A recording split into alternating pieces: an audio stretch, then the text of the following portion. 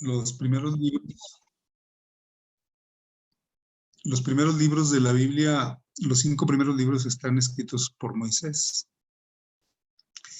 Así es que vamos a estudiar también acerca de la historia del pueblo de Israel, de Moisés, que era su profeta, y algunos acontecimientos que sucedieron durante esa época y ese tiempo. Y vamos a sacar la verdad presente de ese tiempo y la verdad presente para nosotros.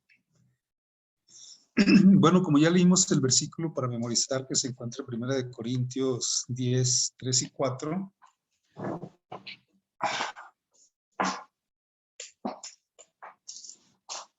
Dice que todos comieron el mismo alimento espiritual y todos bebieron de la misma bebida espiritual, porque bebían de la roca espiritual que los seguía. ¿Y la roca era quién? Cristo. Bien, quiere decir aquí la lección que, aunque el libro de Corintios fue escrito por Pablo, viene a tomar como referencia el libro de Deuteronomios o la historia, refiriéndose que la roca siempre ha sido Cristo, la roca espiritual, y todos refiriéndose a la roca, aquella que golpeó Moisés, y la roca simbolizaba a Cristo Jesús. En esta lección, la introducción nos dice que estas son las palabras que Moisés habló, y dice que así comienza el libro de Deuteronomios. Y aunque Moisés y la presencia de Moisés dominan el libro, desde estas palabras iniciales hasta su muerte, que fue en la tierra de Moab, Deuteronomios dice, en realidad tiene que ver con el Señor Jesús. ¿Por qué? Porque pues Él es el que nos creó. Hay muchas razones. Él es el que nos sostiene. Él es el que nos redime. Dice, en un sentido más amplio de estas palabras, Deuteronomio revela cómo el Señor siguió creando, sosteniendo y redimiendo a su pueblo en ese momento crucial de la historia de la salvación. Básicamente dice, justo cuando los hijos de Israel estaban por entrar a Canaán, Moisés les da una lección de historia. Y aquí hace referencia a una cita de la hermana Elena G. de White. Dice que a menos que nosotros olvidemos cómo Dios ha actuado en el pasado, no tendremos nada que temer, porque el Señor nos ha conducido y nos ha enseñado en nuestra historia pasada. Un pueblo, dice también la historia, que un pueblo que se olvida de su pasado vuelve a caer en los errores de sus antepasados. O sea, es por lo tan importante saber la historia, y en este caso, pues la historia del pueblo de Dios.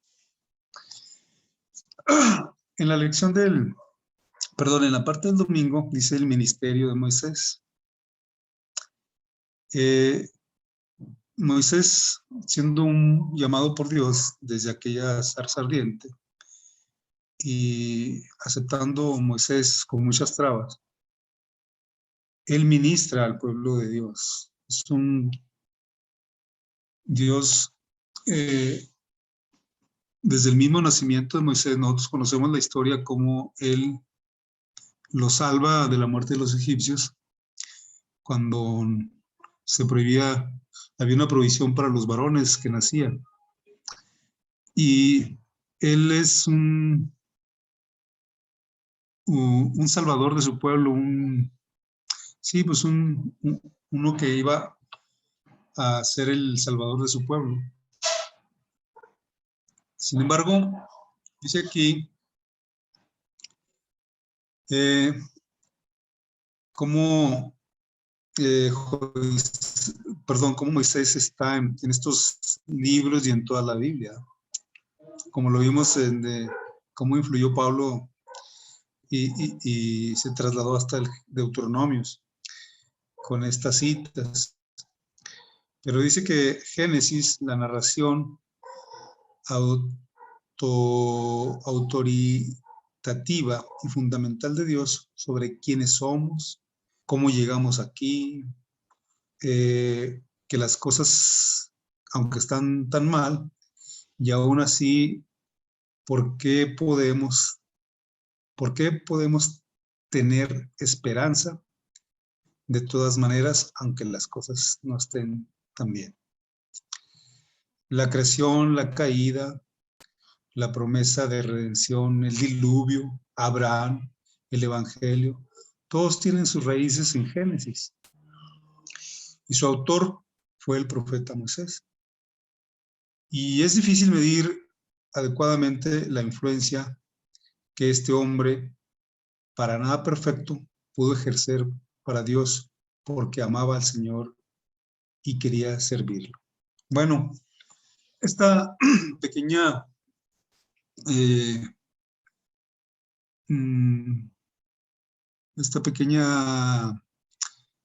cosas que nos dice en estas palabras acerca de Moisés, nos cuenta que no era un hombre perfecto y era un gran escritor. Ustedes se acuerdan de Moisés, que él fue inmerso en todas las artes de la sociedad de aquel entonces, que eran los egipcios. Por lo tanto, era un hombre culto y por eso Moisés era inmerso en muchas cosas. Y en esto de las artes, pues la historia, la educación. Y por eso en su narrativa dice que en Génesis, pues nos habla acerca de la creación, de la caída del hombre, de las promesas de redención, del diluvio, de Abraham y del Evangelio. Bueno, esta poquita introducción acerca de Moisés nos dice cómo era Moisés y cómo empezó a ministrar el pueblo de Dios.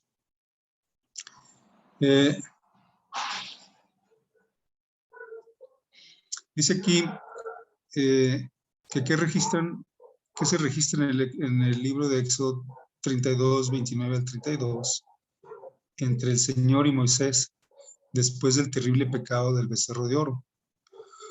¿Por qué permanecían? ¿Por qué dice, ¿qué percepción nos da de esta historia sobre el carácter de Moisés y por qué, a pesar de los defectos que tuvo, el Señor pudo usarlo de una manera tan poderosa? ¿Ustedes recuerdan cuando él no quería aceptar el llamado de Dios? Decía que él era tartamudo, que no podía. Pero cómo, a pesar de eso, Dios lo usó. Dice que Moisés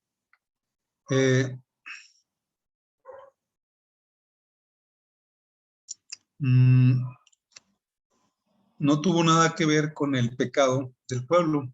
Y aquí hace una historia acerca de esa cita en Éxodo 32, donde Moisés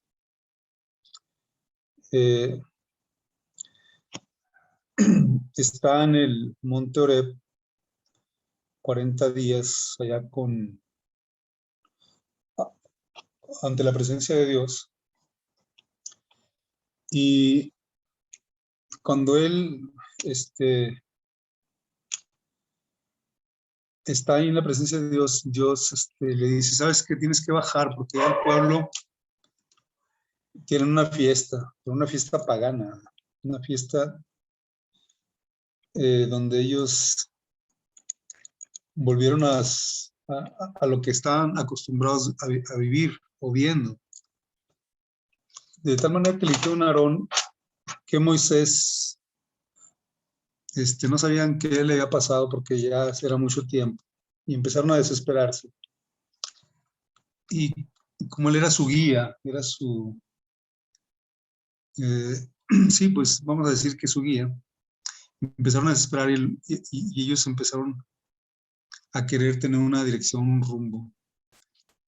Y esto nos da una lección de que a veces nosotros nos desesperamos y cuando nos entra la desesperación hacemos cosas equivocadas, no hacemos lo correcto o lo que Dios quiere.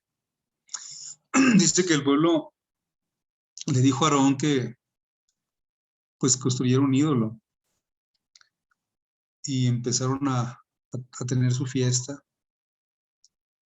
Y mientras allá Moisés estaba con Dios en el monte Horeb, recibiendo instrucciones, Dios le interrumpe y le dice, sabes que tienes que bajar porque el pueblo ya está en pecado, está haciendo cosas indebidas, están en idolatría.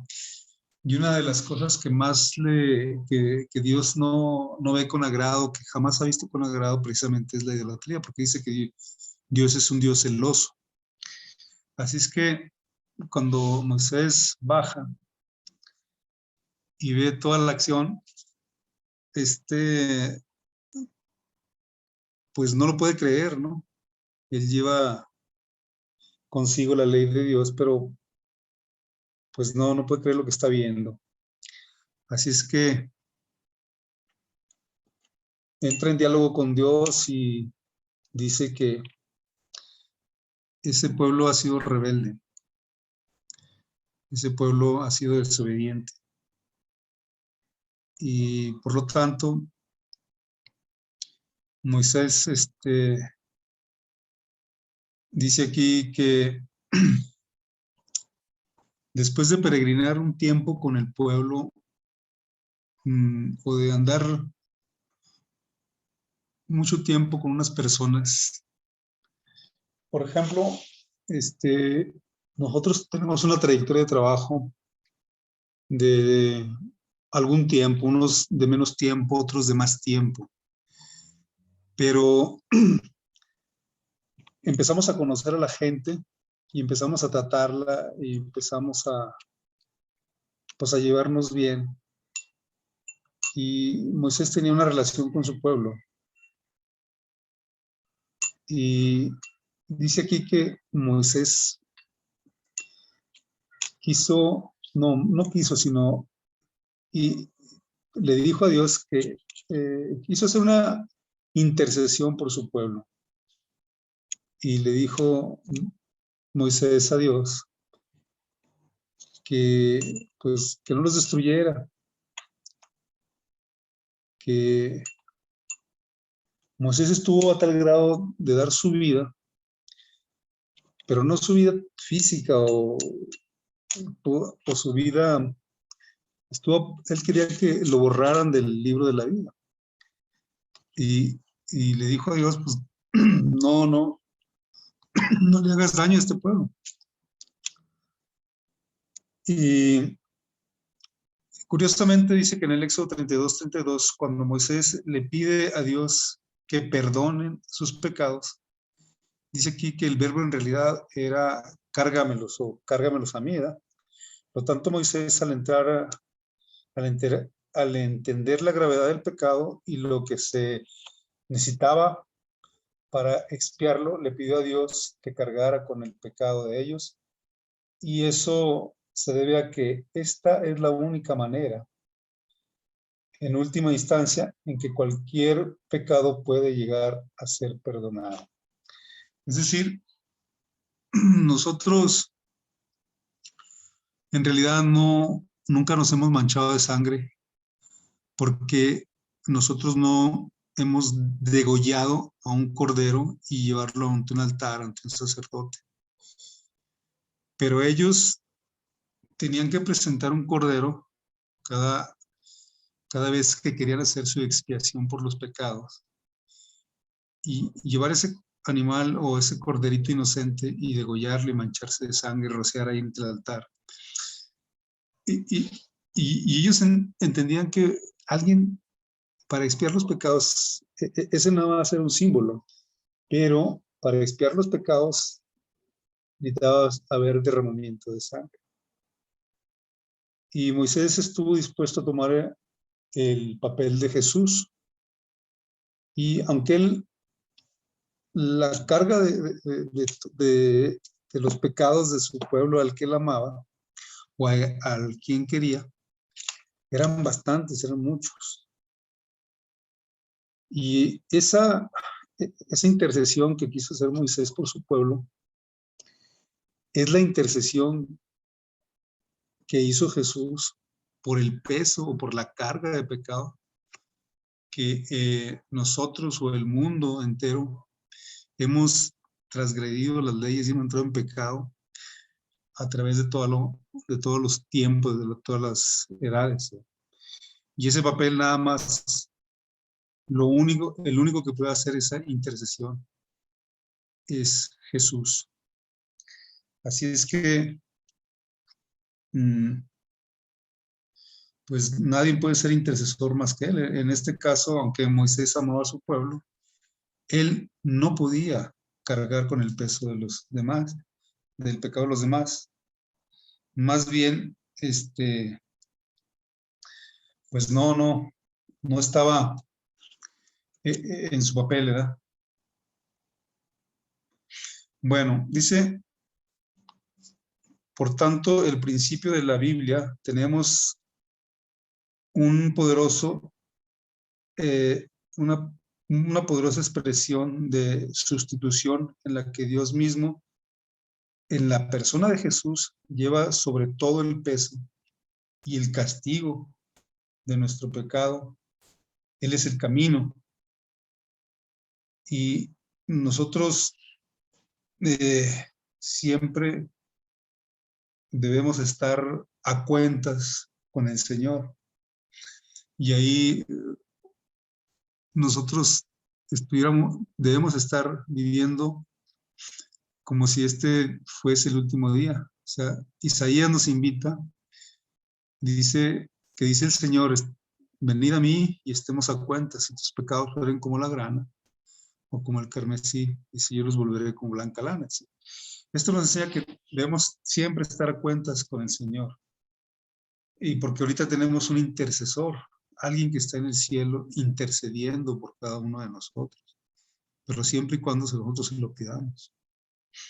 Dice aquí, también dice, por lo tanto, no, de hecho, muchos siglos después, Pedro escribió acerca de Jesús, quien mismo llevó nuestros pecados en su cuerpo sobre un madero, para que nosotros estemos muertos a los pecados, vivamos a la justicia y cuya herida fuiste sanados. Mientras tanto, lo que vemos en esta historia de Moisés y su redención ante el pecado,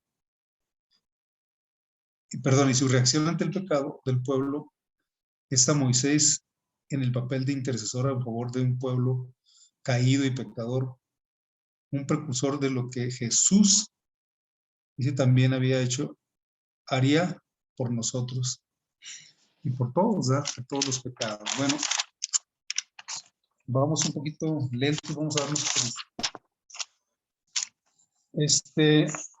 aquí en la parte de lunes dice que profecía cumplida. Y vamos a hacer historia acerca de el pueblo cuando está cerca de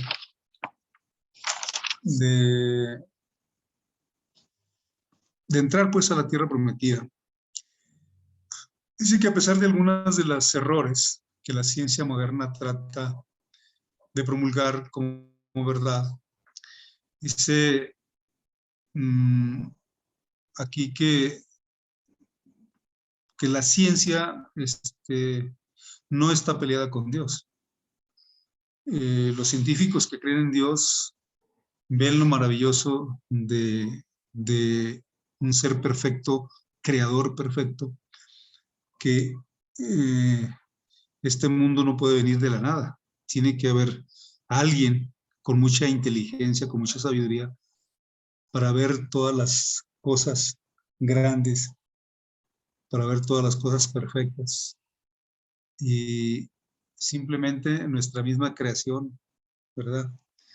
Y bueno, aquí dice que la armonía, el equilibrio, la presencia de muchos aspectos del mundo natural, incluso en un estado caído, continúan asombrándonos y a quienes lo estudian.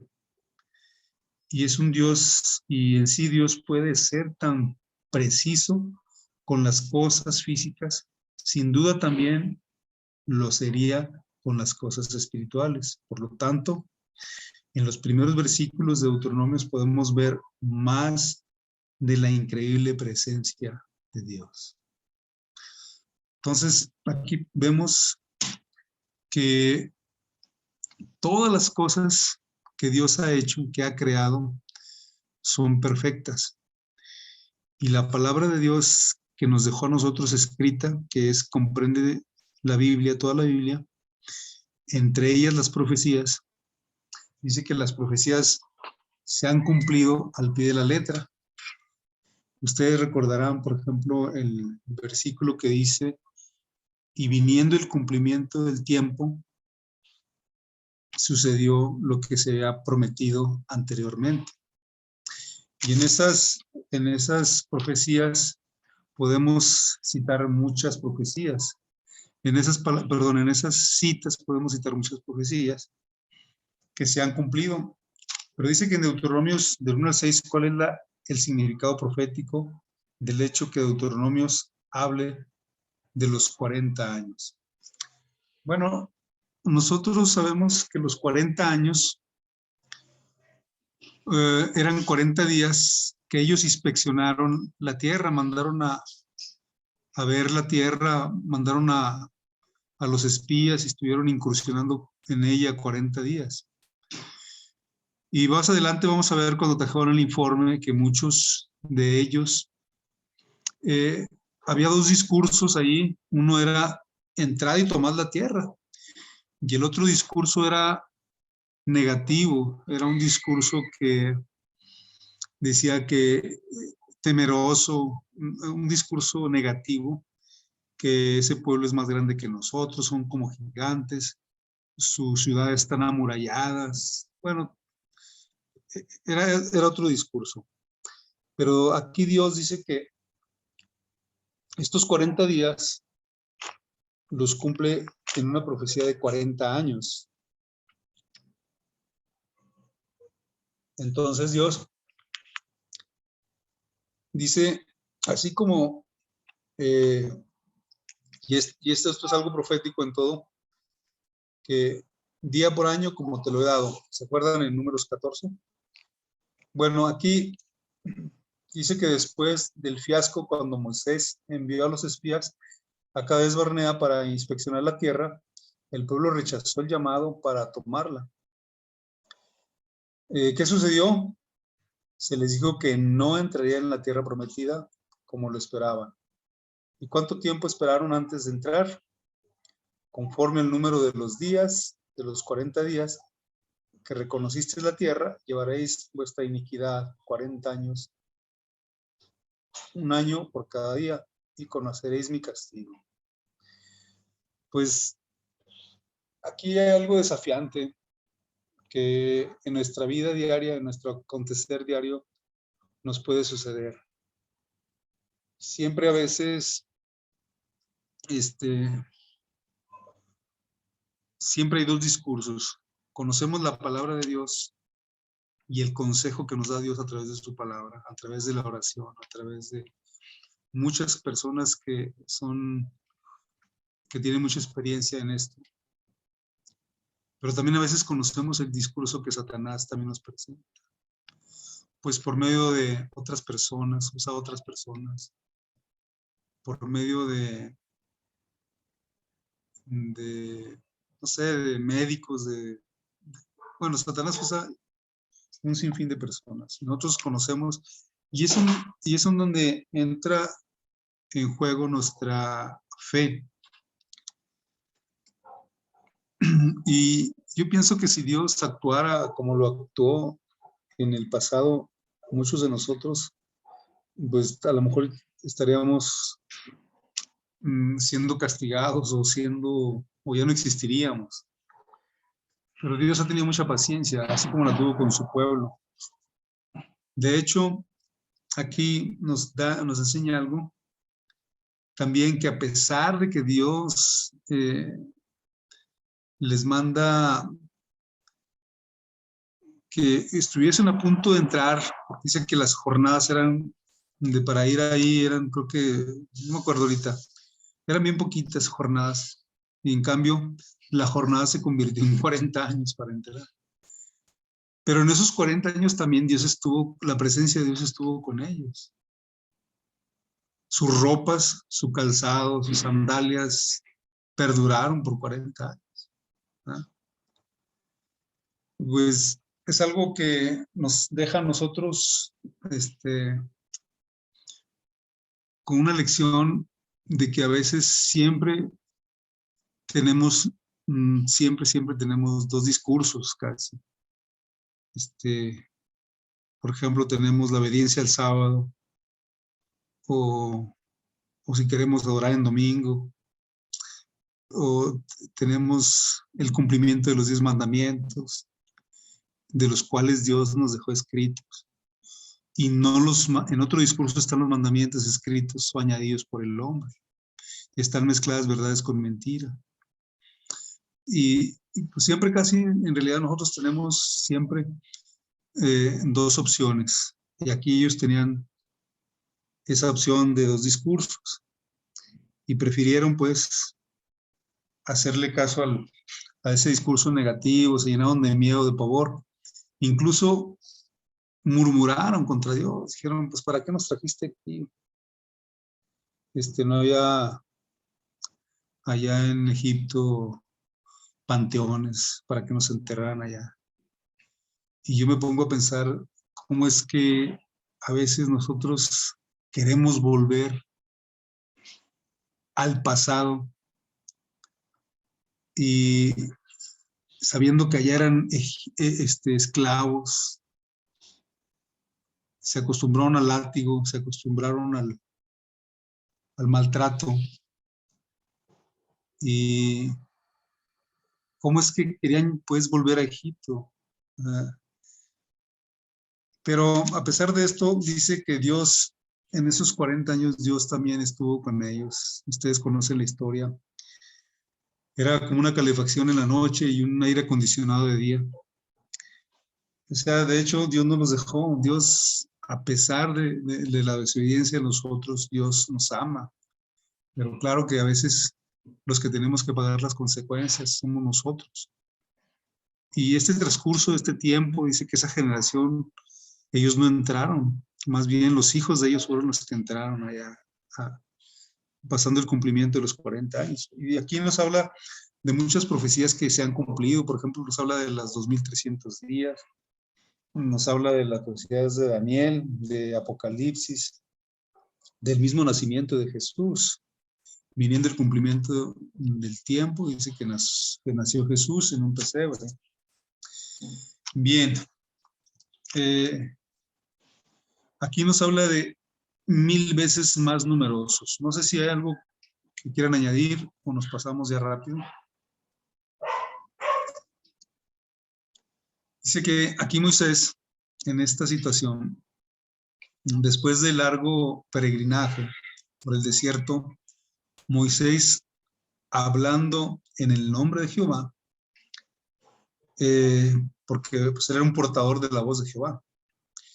Dice un profeta y dijo, mirad, yo os he entregado la tierra, entrad y poseed la tierra que Jehová juró a vuestros padres Abraham, Isaac y Jacob, que le dirían a ellos y a sus descendientes después de ellos. No obstante, fíjate lo que viene a continuación. ¿Cuál es el significado de estas palabras, especialmente a la luz del hecho de que en realidad Dios los estaba castigando por la rebelión de Cades Barnea? Bien, pues Cades Barnea era la frontera ya con Canaán.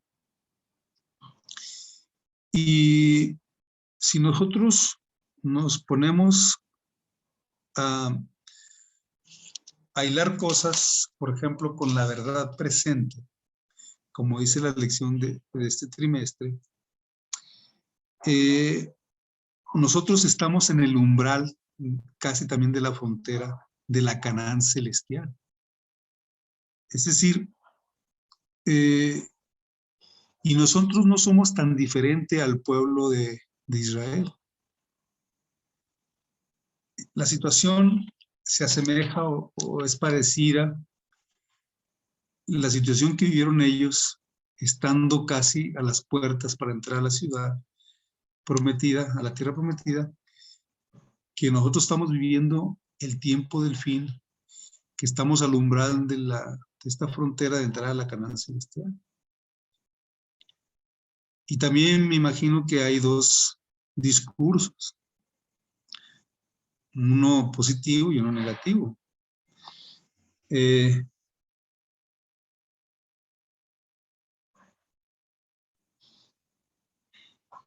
Pues no sé, pero me imagino aquí que a veces la influencia del negativismo nos produce miedo, temor, pánico, porque ellos en realidad ni siquiera hicieron el intento. Pues a ver, vamos a entrar, a ver qué podemos hacer. El discurso de Caleb y de Josué dijo: entremos, Dios nos dará la victoria, entremos, Dios va con nosotros, Él nos va a dar la victoria. Pero ellos nada más eran dos y los demás eran, pues los demás eran el resto de estos espías. Y el mensaje que ellos dieron pues los llenó de miedo, los llenó de terror, no quisieron ni hacer el intento. Y de tal manera que quisieron mejor regresarse a la esclavitud, ¿verdad? Bueno, aquí también otra lección dice: y Moisés, mostrando nuevamente su amor por el pueblo, le pide a Dios que lo multiplicara 1000 veces más de lo que Dios ya lo había hecho. Pero nosotros recordamos, por ejemplo, que a pesar de que Moisés era un hombre obediente a la palabra de Dios y que tuvo mucho amor por su pueblo, también Moisés tiene sus defectos y necesitaba el apoyo de los demás. Ustedes recuerdan cuando su suegro Yetro le dice: no, tú estás llevando todo el trabajo de todos y así no vas a acabar bien. Y aquí Dios también le dice lo mismo y le dice: pues mira, empieza a organizarte, pon jefes por miles y luego por centenares y luego por 50 y luego por 10 hombres o príncipes de cada tribu que tengan cualidades, pues, de ser obedientes, de ser sabios y que sean equilibrados, que sean coherentes, que puedan juzgar bien, porque van a ser jueces, que puedan juzgar bien.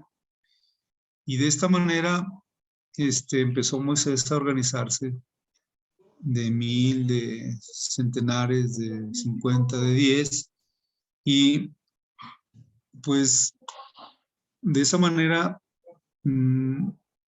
Dios es un Dios de orden, nos da esa impresión. Bueno, Dios sí es un Dios de orden. Y aquí, esta organización que le da a Moisés para que él haga, nos es reflejada hasta el día de hoy con su iglesia. Por ejemplo, nosotros,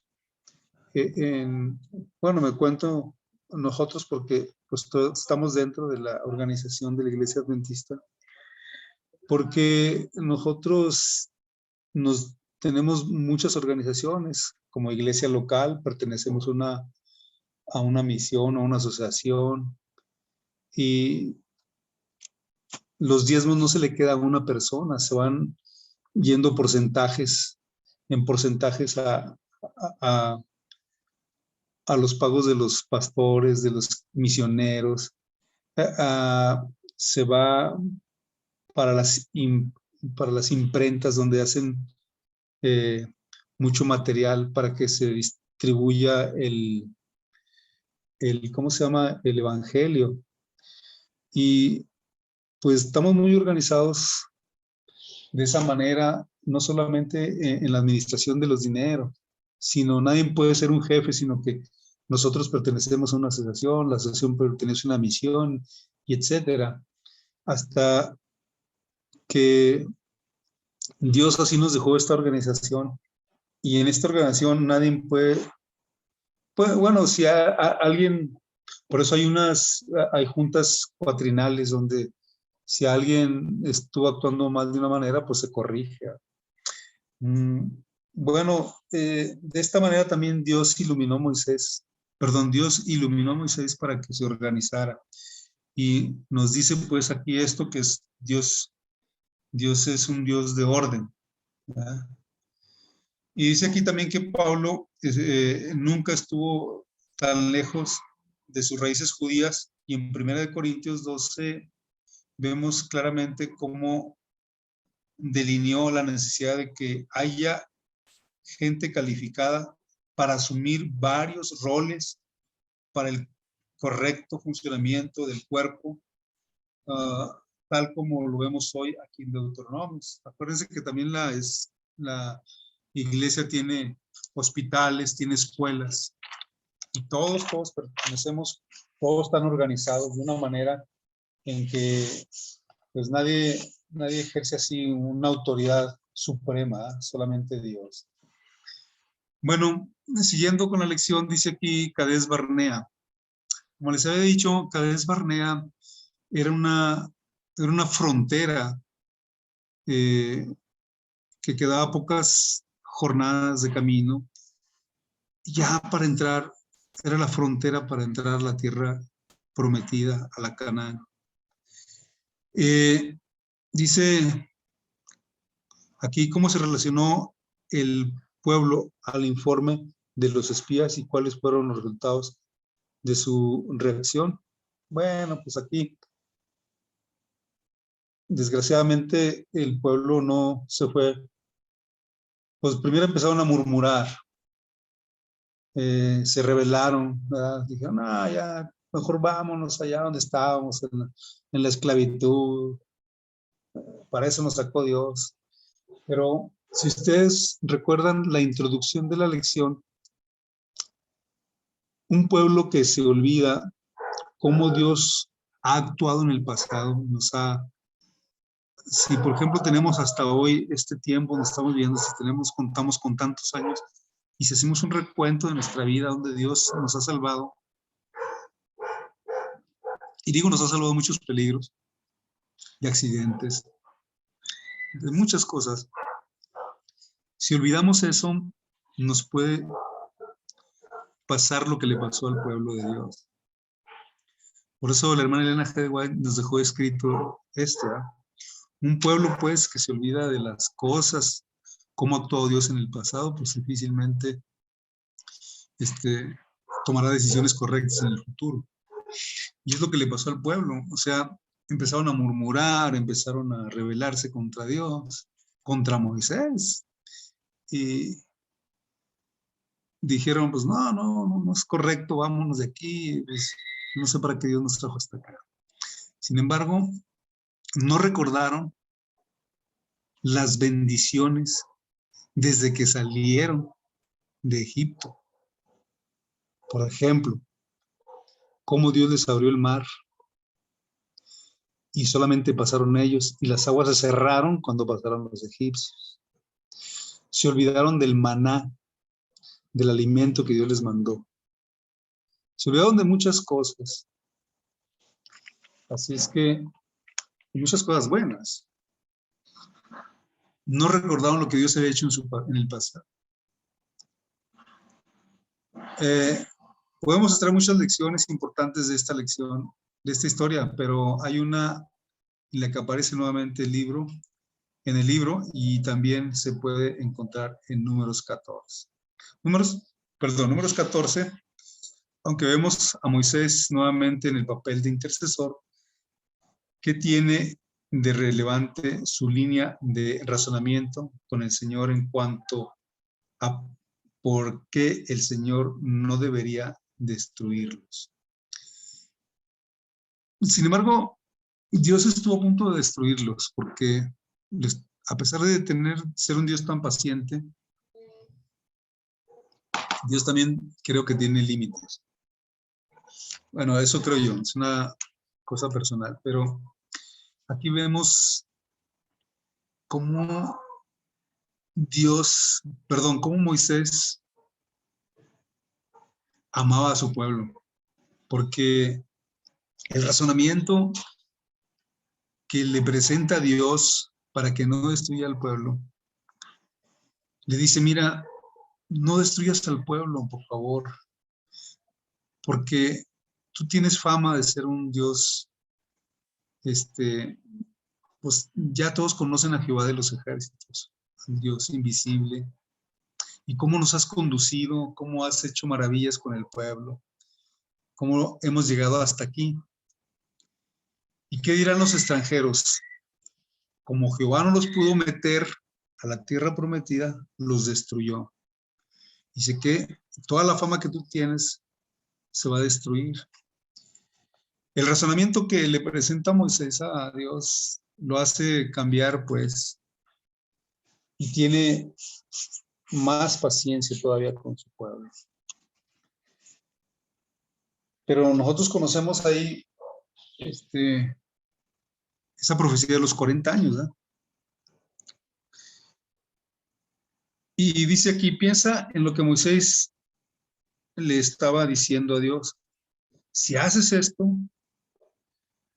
fíjate que pensarían los egipcios y las otras naciones de la zona cuando se enteren. Este argumento es importante porque en última instancia todo lo que Dios había querido hacer con Israel no era solo por el bien de Israel, también lo era para la humanidad. En su conjunto, la nación de Israel iba a ser una luz para el mundo, un testimonio para los antiguos sobre el amor, el poder y la salvación que se encuentran en el Dios verdadero y no en los ídolos inútiles que estos pueblos adoraban. Fíjense este razonamiento. Entonces, sin duda que el razonamiento es una de las cosas que Dios nos ha otorgado a cada uno de nosotros. Pero a veces nosotros no actuamos con el razonamiento, actuamos como por instinto, como los animales, ¿verdad? A veces nos provoca alguien y caemos en la provocación y hacemos lo que el que nos provoca quiere que hagamos. Y nosotros no razonamos. Y somos, a diferencia de los animales, somos los seres creados con razonamiento, con raciocinio. Y difícil a veces, cuando estamos más encolarizados o enojados, no usamos el razonamiento. Pero es algo que es una herramienta que Dios nos dejó a cada ser humano, el razonamiento. Y si este razonamiento pudo convencer a Dios de que no destruyera el pueblo, y ustedes recuerdan cómo Dios ha perdonado la maldad de muchos pueblos. Hace poquito estudiamos el libro de Jonás, cómo también Dios perdonó a ese pueblo. Y a pesar de que el profeta no quería que se salvara ese pueblo. Usar el razonamiento, esa herramienta que Dios nos dejó, es algo importante en todos nuestros aspectos de nuestra vida, en el trabajo, con nuestros jefes. Sí, bueno, sí nos permiten opinar de nuestro razonamiento, pero es algo que, pues con nuestra familia, digamos, hacerlo. Bueno, aquí podemos destacar también, pues, que hay otro discurso, yo les decía, y me refiero al discurso de Josué y de Caleb. Eh, Esto nos hace recordar que siempre hay alguien, en minoría aunque sea, pero que está de parte de Dios. Ellos no entraban en pánico ni en temor. Su discurso fue diferente. Ellos dijeron, vamos, Dios nos acompañará, Dios está con nosotros. Si Dios dijo, tomamos, entren y poseen la tierra, pues Dios estaba con ellos, Dios les estaba diciendo.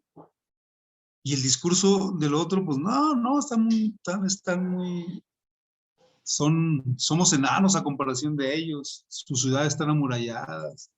No, le entraron en temor, en pánico, por un discurso nada más. ¿Se acuerdan?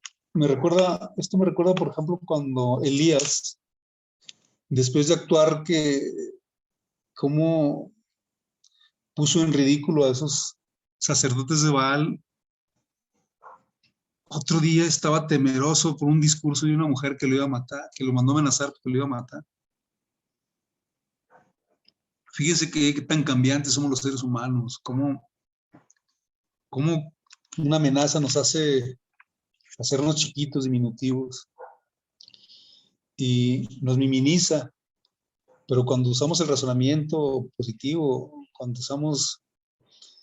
eh, cuando nos dejamos guiar por Dios, entonces cambia nuestra percepción, nuestra fe entra en juego y tenemos que siempre tener un discurso positivo, porque tenemos esa promesa. Dice que Dios siempre está de nuestro lado, Dios nos acompaña. Vemos aquí otra lección, dentro de esta misma lección, dice la iniquidad de los amorreos.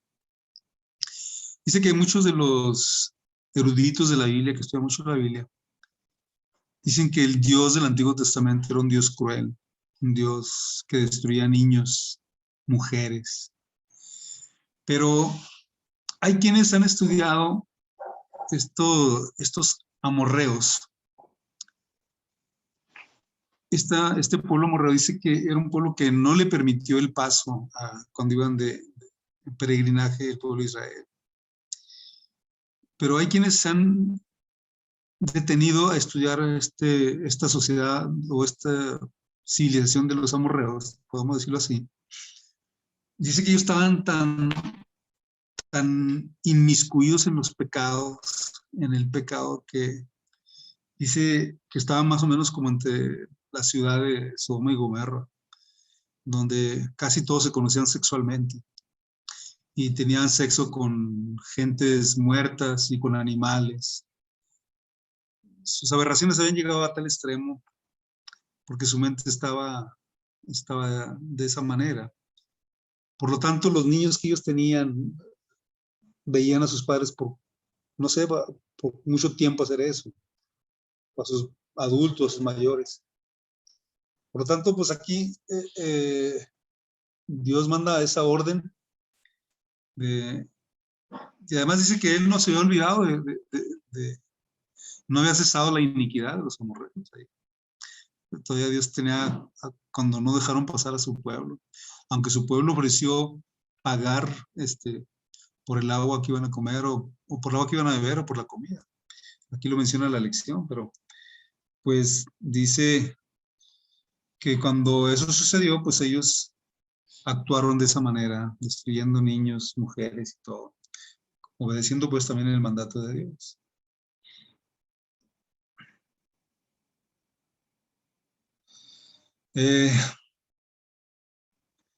Aquí hay una pregunta interesante, dice, lee Génesis 15 del 1 al 16. ¿Qué dijo Dios a Abraham en Génesis 15, 16? Y cómo arroja algo de luz eh, sobre este tema. Pues ya les decía yo,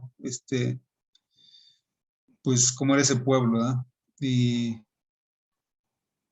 dice que él visita hasta la cuarta generación de ese, volveré acá porque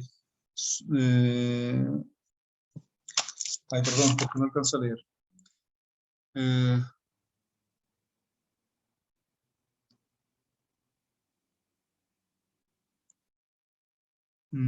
Porque no son, ha llegado a su, ay, no.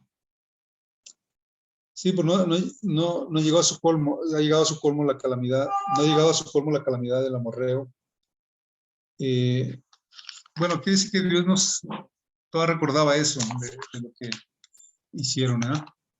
Y si no cabe duda de que muchos de estas naciones paganas eran personas sumamente brutales y crueles, que justificadamente podrían haber enfrentado la ira y el castigo de Dios mucho antes.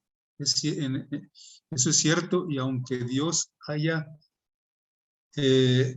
esperado pacientemente a aquellos que cambiaron sus caminos y ellos no cambiaron, esto todavía no altera la duda, la dura realidad sobre la matanza de todos, incluidos los niños.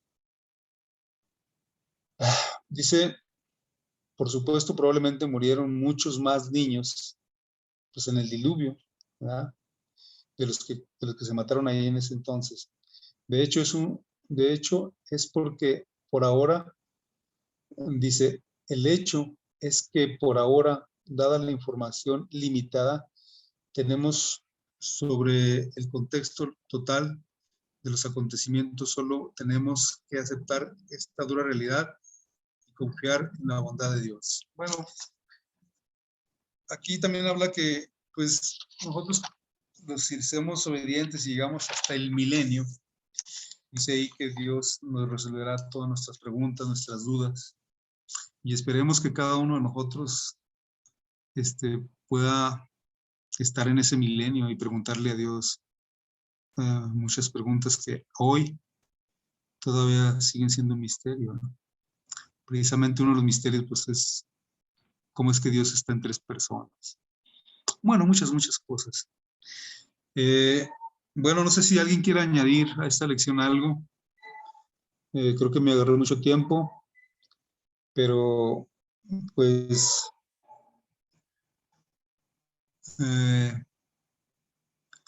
no sé si alguien quiera añadir algo que se me haya pasado. Lo que sí vemos aquí, pues que hay unas preguntas aquí en la parte del viernes para dialogar. Dice, reflexiona en nuestra interpretación del milenio en el que tendremos 1000 años para obtener respuestas a todas nuestras preguntas. ¿Cómo puede esta interpretación ayudarnos a aprender a confiar en Dios a pesar de las preguntas difíciles que tengamos ahora? Pues sí, si nosotros a veces hay cosas que no comprendemos ahora, pero debemos de confiar en Dios, porque Dios, aún con cosas que no nos parecen o cómo Dios actuó, Dios es un Dios de bondad y de amor. Que a pesar de todo eso, Dios ha mantenido a su pueblo que es fiel.